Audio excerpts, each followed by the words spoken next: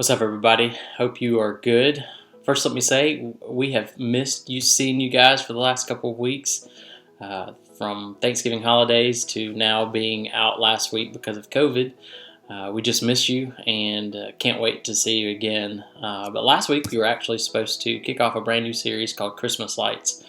And so tonight I am going to get us started with our first message. And I'm excited about what we're going to discuss tonight. I wanted to first start by just talking to you about something that is personal to me. It's kind of a little bit about who I am. I'm the type of person who likes to look at life a little bit differently. I try always to look at things I'm facing in life and try not to get my hopes too high. I try to have a little lower expectation when I walk into things. Some people may think that I'm a little bit pessimistic when it comes to me looking at situations, but really I'm just trying to make sure that I'm not disappointed in the end when I'm experiencing something. And so I try to keep my expectations low, and that usually works with everything, except for Christmas. Christmas is a time that no matter what, I always hope that it is the most magical thing where I get to eat all the foods that I enjoy. I get to see the family that I love being around. I get to hang out with my friends and hear all the songs and just experience a true Christmas. Though in every other part of life I go in with low expectations, Christmas is just a point in my life where that doesn't happen. I change that rule, which brings me to one of the most famous things that happens around Christmas time. I'm sure most of you are aware of every year in New York City at Rockefeller Center, there is a famous Christmas tree that's always put in place. They go find a tree somewhere and they cut it down, and then they ship it to New York City to put up and put right beside the skate rink. So it's just beautiful, something iconic that we see every Christmas. Well, this year they went out and found a tree, and look at what they found. I mean, look at that tree. It is pretty bad. It's awful, right? I mean, of all the trees they could have found out there, this is the one they picked. It is the most 2020 thing that we could possibly have when it comes to a tree. This is not at all what people expected. I mean, it's fine, but it's just not the same picture that people always have in their mind of what that tree is supposed to look like. You see, Christmas has this power on all of us. I think most of us feel the same way about Christmas, that we build it up. We think it's supposed to be this certain way. And we want to have all those same feelings. We want to hear the music. We want to hang out with family. And that's what we expect out of Christmas. And maybe you feel this way too. Maybe this year you have that same feeling about Christmas. Maybe your family can't stop arguing for 5 minutes. But this year, this Christmas, you hope that this will be a special time, a time where y'all can connect and have good conversation. Maybe most of the time of the year, you don't mind being single. But there's something about this Christmas that you hope that on Christmas Eve, with snow in the background, that your crush will show up at your door with a present for you. Well, I don't know what it is about Christmas, but we all build it up to be something special. We all have this magical view of Christmas. It makes us dream big. It makes us raise our expectations. But let's be honest. Christmas very rarely meets our expectation. A lot of times we're let down by what happens at Christmas. And that's just the case. That's what happens around this time of year. Our expectations end up not being met. But for people like me, and some of you may be in that same camp where you try to keep your expectations low, you know what? When our expectations aren't met, we can deal with it. But there are definitely parts of our lives that we tend to lower our expectations. One of those areas has to do with our faith. We tend to lower our expectations when it comes to things of God. We might pray, but rarely do we think that God's going to answer those prayers. We say we have faith, but the truth is we're just not sure that God's going to show up and act the way we think He should, because we think that God never seems to do exactly what we expect Him to do. What does it look like when we lower our expectations of God? Well, we stop praying because we believe that God can't or won't do anything. We lose interest in faith related things because God seems distant or far, and He seems uncaring. We also believe that God is weak, and we assume that He's unable to do anything dramatic in our lives, that He's not powerful enough to do those things. We think that God is uninterested.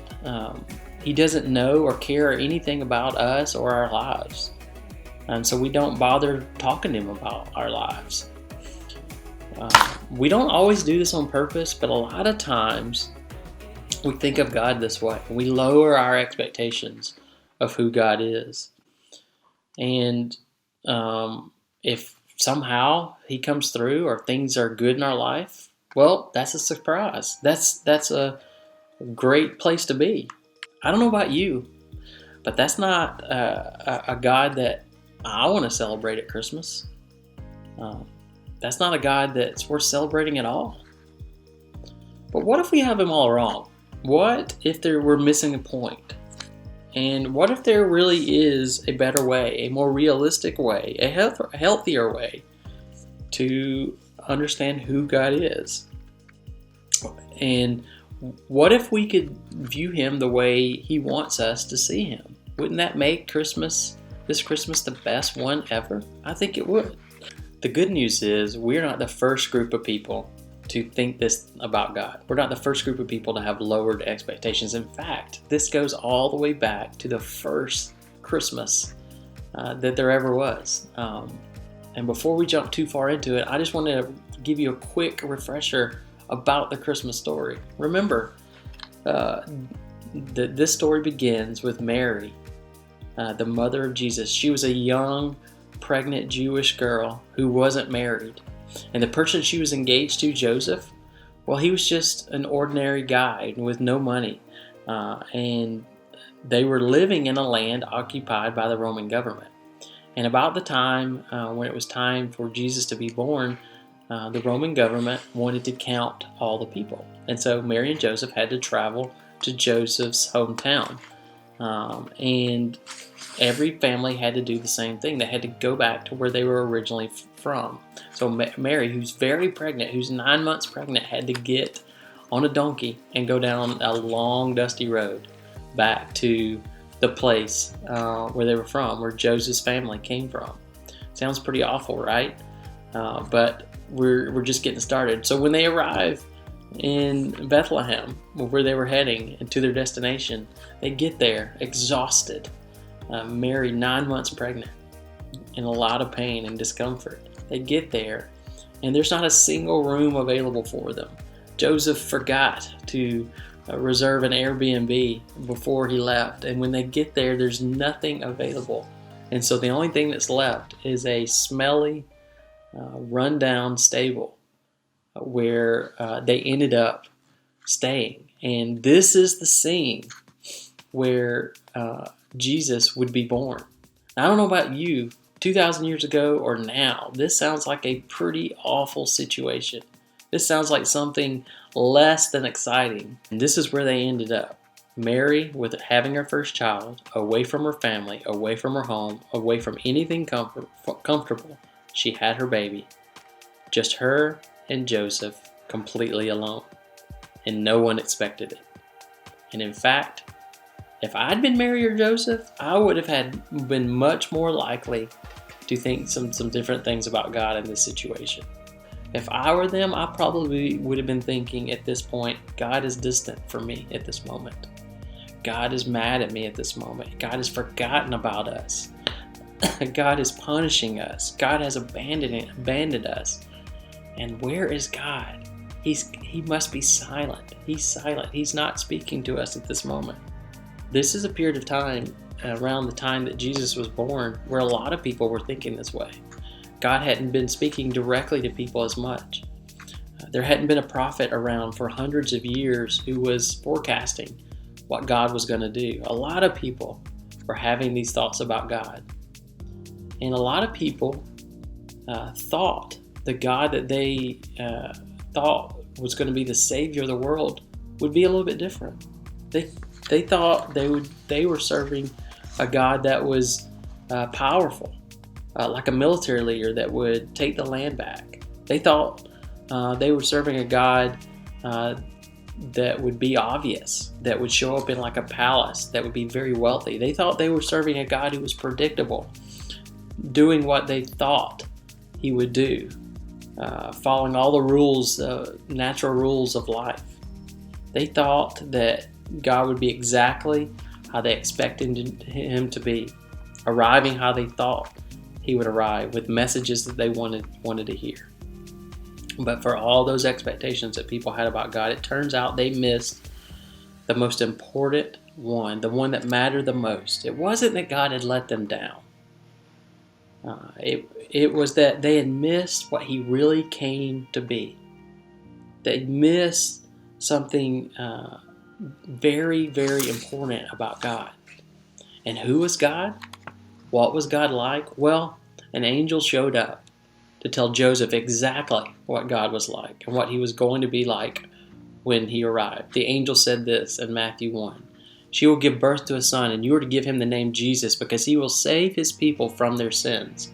All this took place to fulfill what the Lord had said through the prophet. The virgin will conceive and give birth to a son, and they will call him Emmanuel, which means God with us. See, they expected a warrior. They expected a prince. They expected someone to punish enemies, a king to take charge. And they were disappointed because their expectations did not meet their reality. But the truth is, they got something far better than they could ever imagine. God was actually with them, not in a palace, but in a barn. He came to be with each of them. God was with them was an idea that they didn't expect, but an idea that changed everything. And what this means for you and for me is that no matter what, we are never alone. No matter our behavior, no matter on our good days or on our bad days, no matter our family situation or our financial status, no matter what we've done, either we're proud or that we're embarrassed of, that the important thing for you and for me is that God is with us. Yesterday, today, and tomorrow. It started on that first Christmas when Jesus arrived in a way that no one expected.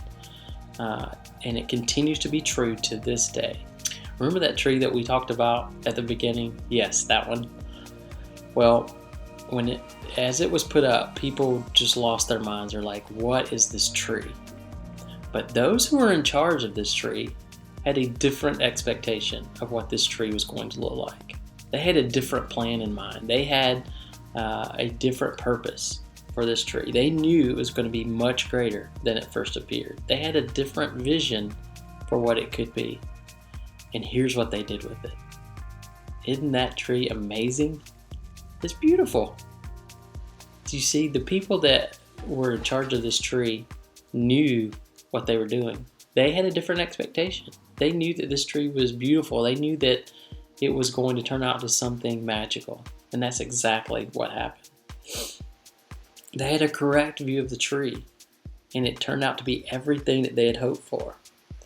When you think of God with us, when you think of that, what that means, it changes everything.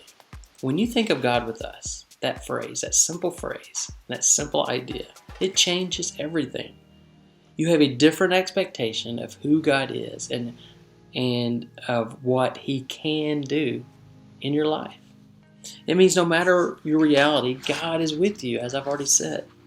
Your family may be super dysfunctional, but God is with you. Your dating life isn't what you hoped it to be, but God is with you. You might be failing geometry right now, but God is with you. You might be scared about what's happening in this world right now, about everything that's happening, but God is with you. You are not alone. You aren't left to figure out all the scary stuff and the annoying stuff and the stuff that makes you worry. You have God with you. Jesus changed everything and all the ways that we were to look at God. He gave us a brand new way to understand God and how to relate to Him. In fact, in John 8, verse 12, Jesus said this about Himself. He said, "I am the light of the world." Light helps you see what you didn't see before. Just like with that tree, as it was lit up, you couldn't imagine the original tree would look anything like that. Jesus says, "The light I bring helps you understand the world around you." You might be asking, so what? God is with me. What do I do with that? Well, for you it might mean one thing. Find one way every day to remind yourself that God is with you. It might be writing a note on your phone.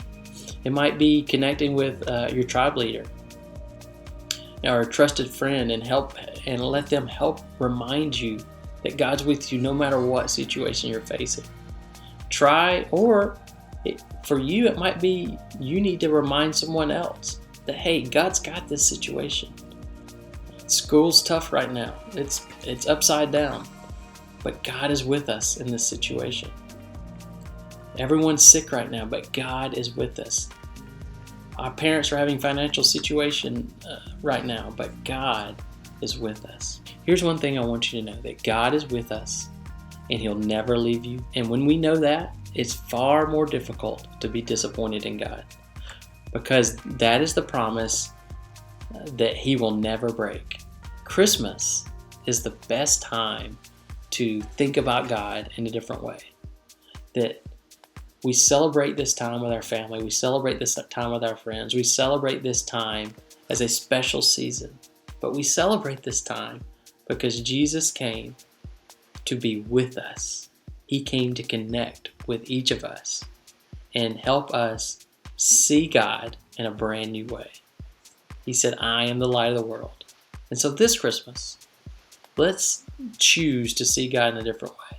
Let's choose not to be disappointed in Him and understand that He's with us and He walks with us through every part of our life.